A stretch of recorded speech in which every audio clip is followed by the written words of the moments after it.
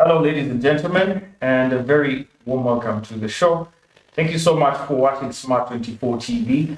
Oh, yeah, now it's the last day of 2022, the 31st of December. I hope you're having yourselves a wonderful day so far, and of course, are following up, of course, on the end of year events as they are unfolding. This is The Point, and my name is Anthony, and I am your host.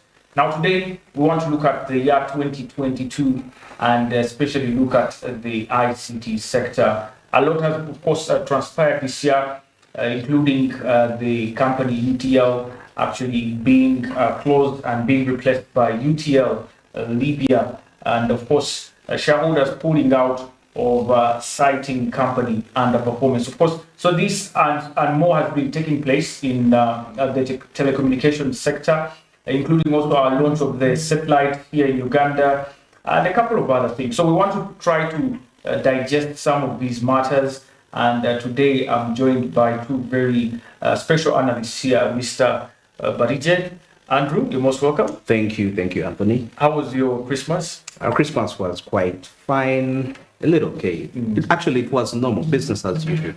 Yeah, that's what business as usual. I love that. I love that. Exactly. Businessmen never rest. Yeah, it's not this age we are in. It's not the age to rest. It's the age to work. And so Christmas, yeah, it's okay to celebrate it, and I don't judge those who celebrate Christmas. It's okay, but me, that's just my opinion. Okay. Yeah. I'm also joined by Mr. Ivan. Mr. Ivan, you're most welcome. Thank you so much. Happy to be here on The Point. Fresh, heading into 2023 actually. So we are trying to say goodbye to 2022, but a lot has happened from across all sectors: agriculture, the entertainment industry. We talk about the business atmosphere, which is quite broad, cutting across, and then heading into the aftermath of the Christmas period, whereby the people had to celebrate a lot. Although, when you look at the economic spectrum, it's been quite hard coming into the festivities of the backlog of the lockdown, and then so many things happening. So we're anticipating how 2023 will be quite panning out. Otherwise, glad to be here. Well, let's talk about your Christmas. How was your Christmas? Are you also having business as usual, like Mr. Barije, or there was something you did for Christmas? Barije is quite the guy that spend a lot, so I would say. Nice. Yeah. Nice. I don't spend a lot. Okay. Now let's get into the discussion here. We want to talk about the tech sector, but before we get into the particular sectors, looking at UTL and so on, we want to look at your general overview of the year. I know you guys are so much into tech, and you've of course kept your fingers on what has been happening in the technology sector. I'll start with you, Mr. Barije. What has been tech like in 2022? Wow, very interesting. 2022 has been a year of progress because I'm speaking something from reality, something that I've experienced, reaching out to the different participants. The end, can I say, the end users, the end people that are affected by the policies which are done by the top officials. And, despite the fact that our innovation index has still been in negatives, reds, let me say that, because we are always expected to progress according to the global standards, but then it may not be realistic. We can't develop like at the same rate like the United States, like the UK, but at least according to our standards as Uganda, or as people, as players in the East African region, at least there is quite a steady progress, regarding that. And I see it's quite very promising because people out there are putting out different innovations, and you're like, oh my God, I can't believe that this can be done by Uganda, and all that they need is just a little bit of support, a little bit of, to be engineered in a way that they can actually progress, So I'm saying really there is quite a positive trend regarding that. And also I'm amazed that Ugandans are also in a way embracing these local innovations, the tech, trying to put into use something which was causing quite lots of worries regarding that, saying that like local innovators saying that people don't despise our innovations simply because they feel they're not the best. But then it's like there is a mindset change, there is a change in trend, the way Ugandans are perceiving now this, and like what that means, it means money is coming to their pockets. I mean, there is survival. Development is a long-term innovation, and like anything to do with tech is always a long-term project. It is something you do with knowing that you may not be in position to actually earn straight away for it. And I think that's one of the reasons as to why they have been feeling that discouragement for the years before 2022, before we even knew that Ugandans can innovate, and I'm very grateful that even the media, we've been very supportive regarding that. I mean, promoting, instead of me talking about an application from somebody from Kenya or an application developed in the UK or in Europe, I know in Uganda there are people that are doing those particular apps, and this year it's been very tremendous. It's becoming flooding. When I go to the innovation centers at the different universities, people are coming up with this. If young people are flooding these hubs. But recently I was talking to Dr. Musonyo in an interview, and when we were talking about the innovation sector, many people actually look at it in an abstract manner, in that they think of robots, they think of... it's very wide. They think of... particularly things out of this world. But Doctor actually told us that even in the agricultural sector, we do have innovations that are coming up from, for example, young people coming up with recipes for fertilizers that are organic. That's an innovation. So to what extent do you think are innovations actually stretched? In what sectors do you think that innovations have actually penetrated? Okay, now this is the thing. That's very interesting when you talked about that. There is information technology, and then there is science. And it's more like most people, when you go to universities lately, majority of the people have been flooding much more into IT-related innovations, like information communication technologies, development of apps. But now, not so many actually have ventured into the science and tech part of it. Because of its demands, because it's highly capital intensive. Because developing an app, what does it take? I just need my laptop and my programming software, and I sit down, and I'm going to. But now, like what you talked about, recipes, it's quite very expensive because it's going to involve hardware, But software related, and actually, majority who are flooding into these innovations, they're mainly into software related innovations. Not so many, though they are still there, because we've seen quite so many. I've been on ground and I'm seeing so many works. But the only challenge comes in why few fear to get, now like agriculture, the hardware part of it, it's quite very, very expensive. Because already, if you have to develop a software, just the software alone, because some innovations are interrelated. There is a software part of it and there is a hardware part of it.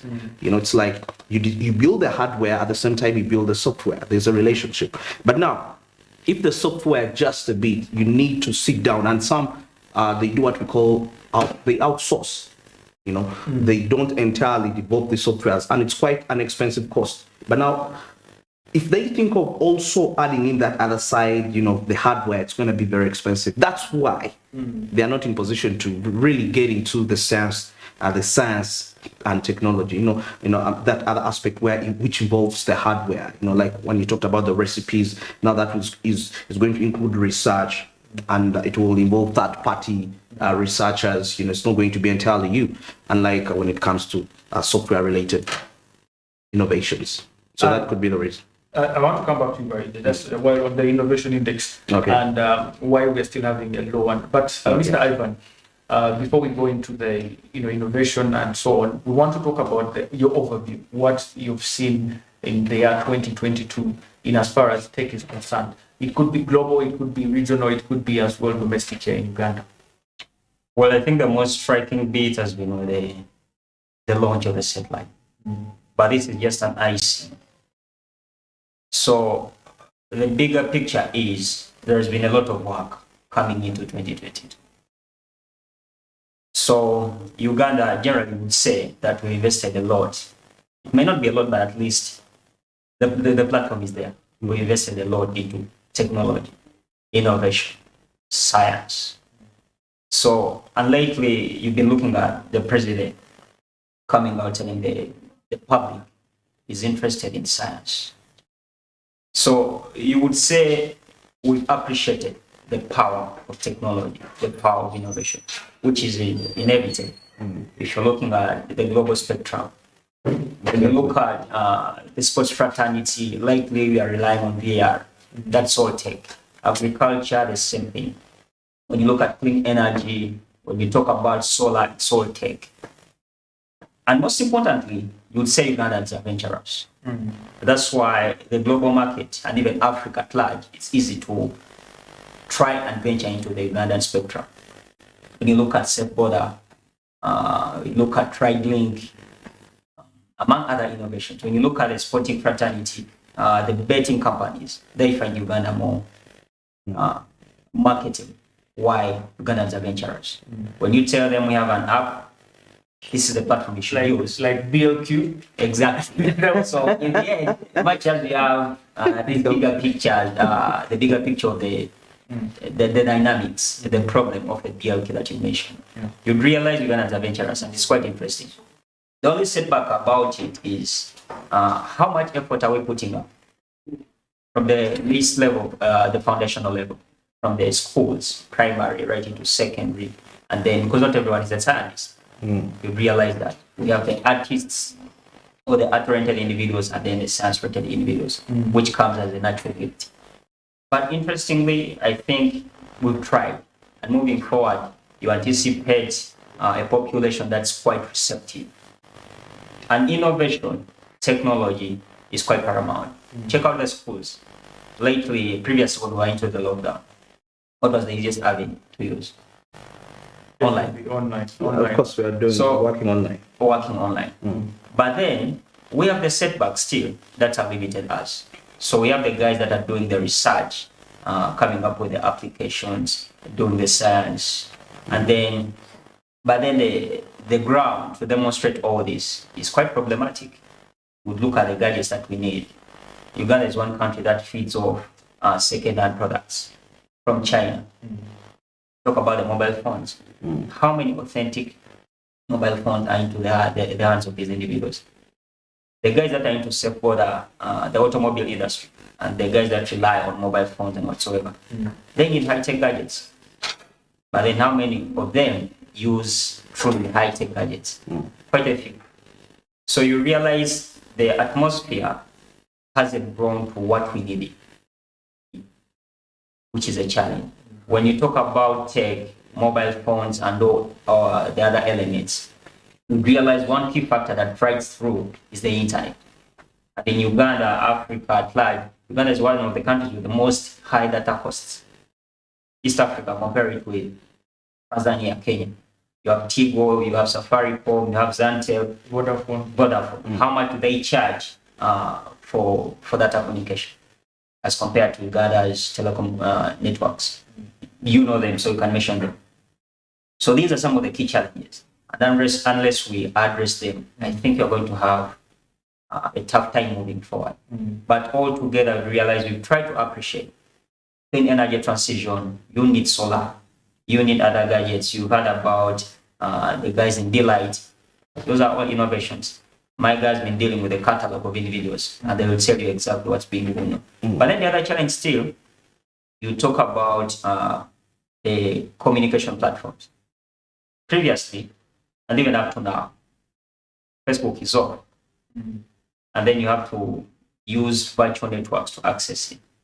And some of the biggest players in the industry believe you need these platforms. One guy that's into the logistics industry demonstrated how all this has affected them. So tech and the platforms go hand in hand, but there's been a challenge. How well I think we need to depoliticize the developments, because that's been the biggest challenge lately. Facebook cut off, politically motivated. When you look at what you'll be bringing on later on, perhaps, if you have a chance to talk about the Computer Misuse Act, is strictly, largely, politically motivated. So if we are driven all this in a position where we're looking at demonstrating productivity, of innovation, technology, science, I think we would be in a better position because we have the brains. In agriculture, you realize about the GMO, that is a hot topic. The guys that are behind Kenya's revamp, reverse of the ban on GMOs, are Ugandans. So Naro is doing the work. Away from Naro, I talked about the automobile industry, Boda, Uber, and then the guys that are demonstrating utilities that are using electric mobility. When you talk about Zembo, electric mobility. So there's been a lot of work. And lately, I even read an article that demonstrated that Uganda is considering swapping the conventional automobiles for the two-wheelers, for the electric motorcycles. Like you're talking about electric, we do have a car manufacturing plant, and government has invested billions of money in this plant. And recently there was an innovation technology, science week. They call it the Science Week. National Science Week. National Science Week, the second of its kind this year. And one of the major developments was that electric bus, which now is currently on the streets of Kampala. Even in Kenya, I mean, it was well received by actually much more well received in Kenya than here. But there was this argument, and I've always put this question to people that are key players in the sector.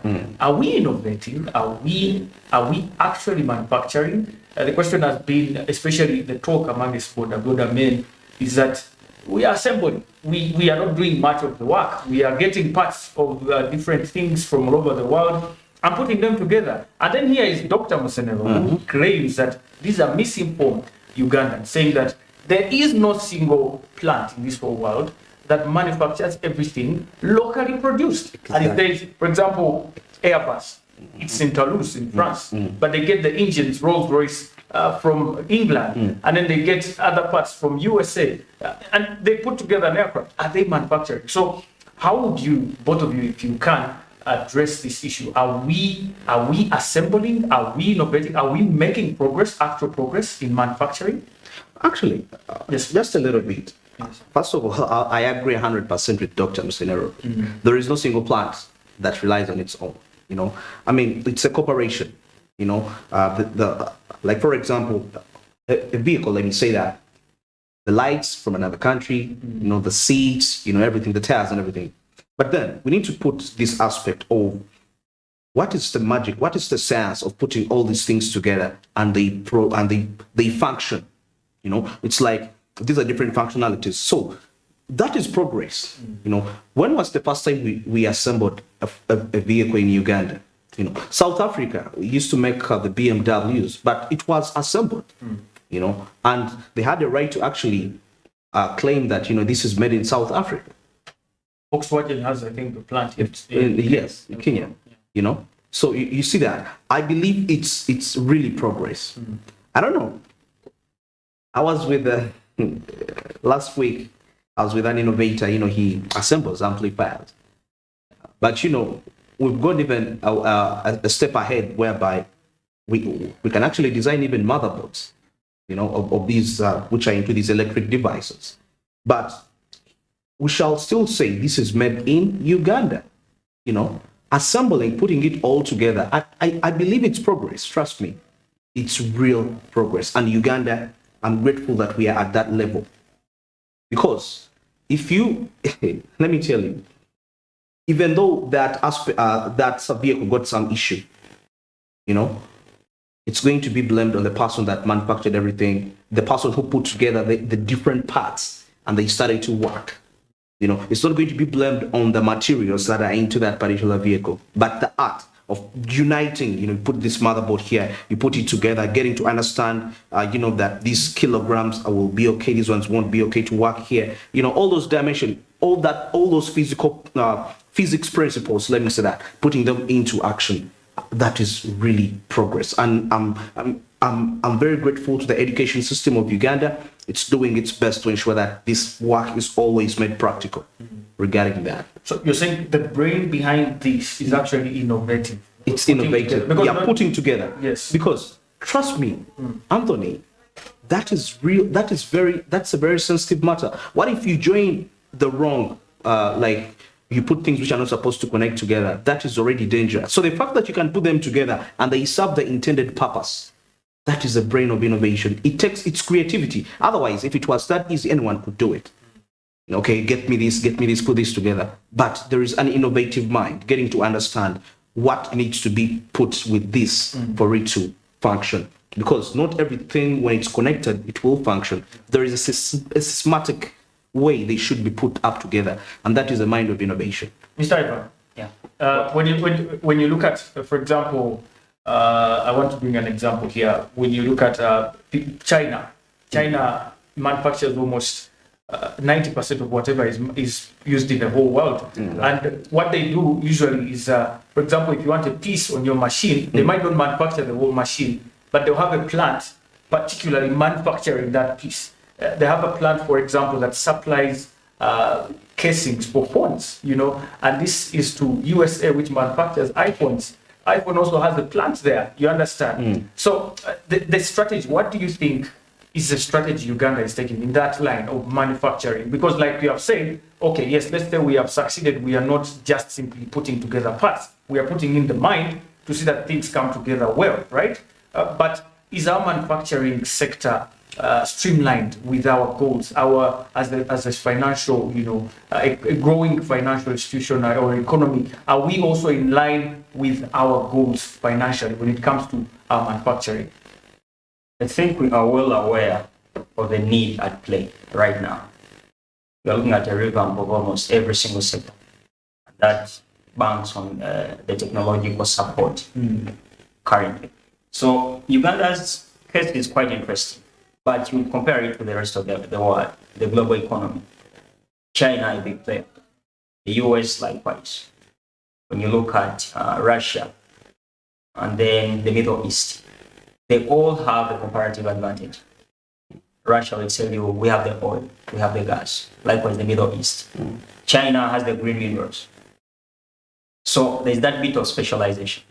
That's why you mentioned they produce casings for particular firm. Because they have what it takes to do that. That's the upper hand. You can't venture into something that you don't have the leverage about. So ideally, you have to exploit what you have at hand. In Uganda, we have, if you've been connecting with the reports lately, we have an advantage.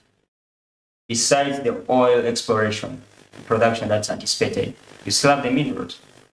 So I think for the industries, for instance, Kira Motors, they anticipate to exploit all this. So it's all about investing in the research, investing in the opportunities that we have right now to exploit all that we have. The innovative minds are right here. Very many. That's why at the very beginning I told you Ugandans are venturers. Some are there to do the research, come up with the ideas, transform them into something more tangible. And then some are there to appreciate that. They'll pick onto it as long as they are well informed. So we are dealing with a global dynamic whereby everyone has to utilize what they have at hand. And believe me or not, reverse engineering or not, Ugandans are doing something. When you look at Kira Motors, for instance, mention about Zembo. This is all arts at its best, science at its best. So you realize you are doing a good job. But eventually, it's about how much we invest in the research. Is the government willing to go a step ahead, help all these individuals? When you mention about Katwe, they will tell you Katwe is a local Silicon Valley, where we have great minds and everything. So how much have you done to involve these people into the mainstream market? That's the biggest question. Ideally, I think we are getting there. But the bigger picture is we need to push these people across all sectors. Agriculture needs them. The automobile industry needs the research, needs the technology, needs the science. Education. Health, for instance. We've been dealing with COVID. How many vaccines have come through, maybe across Africa, from minds that are indigenous? I think we are making a few steps towards that. Matuga has now a day pharmaceutical biopharma pharmaceutical industries recently launched by the president. He says that they are going to start probably next year to manufacture vaccines in Uganda. Yeah, that's very good. So COVID-X, what happened to COVID-X, for instance? COVID is gone, so probably The COVID-X no, was there before. You understand? it was unfortunate. He actually has a point that COVID-X. You know, in most cases, I'll tell how successful the future innovation will be by just looking at what was innovated before. You know, how was its sustainability? By the way, that's a very big area. Talk about sustainability of our innovations in Uganda. But as we go on, we shall share more insight. All right. That. Yeah. Thank you, gentlemen. We are going to take a very short breather and we return with more. Ladies and gentlemen, we are talking about the tech sector and we are looking at the year 2022. Remember to hit us up on our YouTube live stream and leave us a comment there.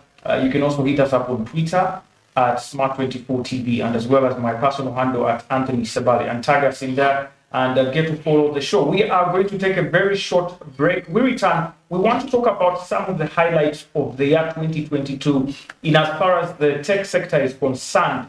Of course, the satellite was launched and there was a lot of excitement. But how relevant is this to the tech sector here in Uganda? And more, of course, that took place in the year 2022. Stay with us. Don't go anywhere. We return shortly.